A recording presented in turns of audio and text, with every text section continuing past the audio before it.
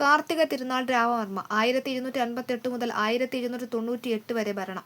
മാർത്താണ്ഡവർമ്മയുടെ പിൻഗാമിയായിരുന്ന തിരുവിതാംകൂർ രാജാവാണ് കാർത്തിക തിരുനാൾ. ധർമ്മരാജ, കിഴവൻ രാജ എന്നീ പേരുകളിൽ അറിയപ്പെടുന്ന തിരുവിതാംകൂർ രാജാവ്.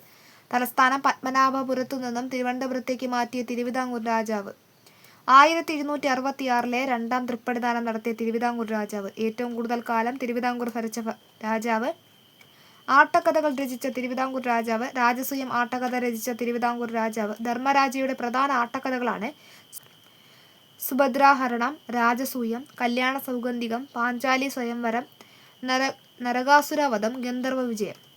ഭരതമുനിയുടെ നാട്യശാസ്ത്രത്തെ ആധാരമാക്കി ബാലരാമഭാരതം എന്ന കൃതി രചിച്ച തിരുവിതാംകൂർ രാജാവ് കൂടിയാണ് കാർത്തിക തിരുനാൾ രാമവർമ്മ.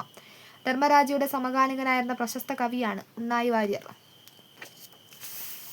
ശുചീന്ദ്രം ഉടമ്പടി. കൊച്ചിയും തിരുവിതാംകൂറുമായി നടന്ന ശുചീന്ദ്രം ഉടമ്പടി 1762 ഈ സമയത്തെ തിരുവിതാംകൂർ രാജാവും കാർത്തിക തിരുനാളാണ്. 1762 കൊച്ചിയിലെ കേരളവർമ്മ രാജാവ് തിരുവനന്തപുരം സന്ദർശിക്കുകയും ശുചീന്ദ്രം ക്ഷേത്രത്തിൽ വച്ച് അയ്യപ്പൻ മാർത്താണ്ഡപിള്ളയുടെ പാലിയത്ത് കോമി അച്ഛൻ്റെയും സാന്നിധ്യത്തിൽ സന്ധി അംഗീകരിക്കുകയായിരുന്നു.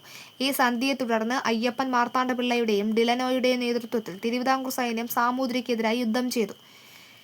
ഇംഗ്ലീഷുകാർക്ക് വിഴിഞ്ഞത്ത് ഒരു കൊടിമരം സ്ഥാപിക്കാനുള്ള അനുവാദം നൽകിയ തിരുവിതാംകൂർ രാജാവാണ് കാർത്തിക തിരുനാൾ. ബ്രിട്ടീഷുകാരുടെ ആഭിമുഖ്യത്തിൽ കർണാട്ടിക് നവാബുമായി 1765 സന്ധിയുണ്ടാക്കിയ ഭരണാധികാരി കൂടിയാണ് കാർത്തിക തിരുനാൾ.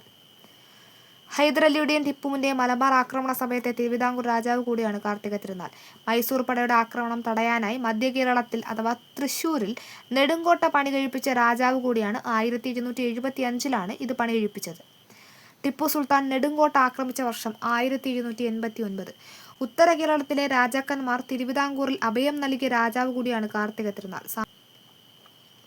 സാമൂതിരിയും കോലത്തിരിയും മനോരമ തമ്പുരാട്ടിയും കൊച്ചി രാജകുടുംബാംഗങ്ങളും തിരുവിതാംകൂറിൽ രാഷ്ട്രീയ അഭയം തേടിയ ഇതര മത അനുയായികൾക്ക് നൽകുന്ന സേവനങ്ങൾ വാഴ്ത്തിക്കൊണ്ട് റോമിലെ പോപ്പിന്റെ കത്ത് ലഭിച്ച തിരുവിതാംകൂർ രാജാവ് കൂടിയാണ് കാർത്തിക തിരുനാൾ.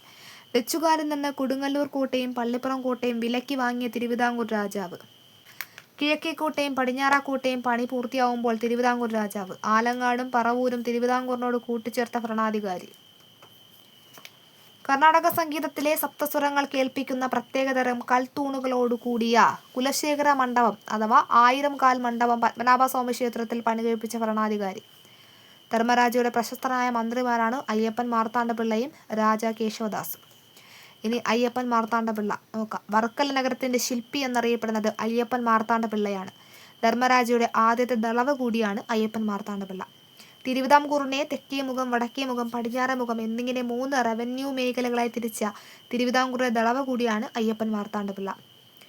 കൊച്ചിയിലെ ദിവാനായ പാലിയത്ത് കോമി അച്ഛനുമായി ചേർന്ന് 1762 ശുചീന്ദ്രം ഉടമ്പടിയിൽ ഒപ്പുവെച്ച ദിവാൻ കൂടിയാണ് അയ്യപ്പൻ മാർത്താണ്ഡപിള്ള. ഇനി അടുത്ത് രാജ കേശവദാസ്. ദിവാൻ എന്ന സ്ഥാനപ്പേര് സ്വീകരിച്ച ആദ്യ തിരുവിതാംകൂർ ദളവയാണ് രാജ കേശവദാസ്. യഥാർത്ഥ പേര് കേശവപിള്ള.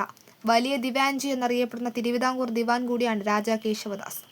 1795 തിരുവിതാംകൂറും ഇംഗ്ലീഷ് ഈസ്റ്റ് ഇന്ത്യൻ കമ്പനിയുമായി നടത്തിയ ഉടമ്പടിക്ക് കൂടിയാലോചന നടത്തിയ വ്യക്തിയാണ് ഇദ്ദേഹം.